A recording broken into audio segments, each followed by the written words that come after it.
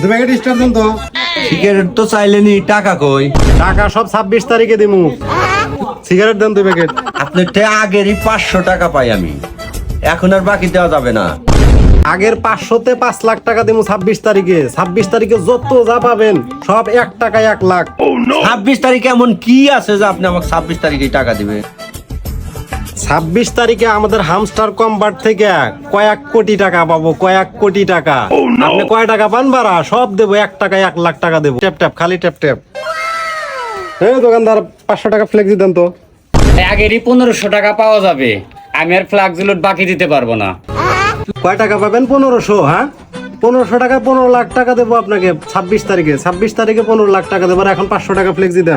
26 তারিখে তো আসলেই কোটিপতি হয়ে যাবো, তাহলে আর টাকা তো ওইভাবে দিব না। আমি ওই 26 তারিখে গুনতে থাকি।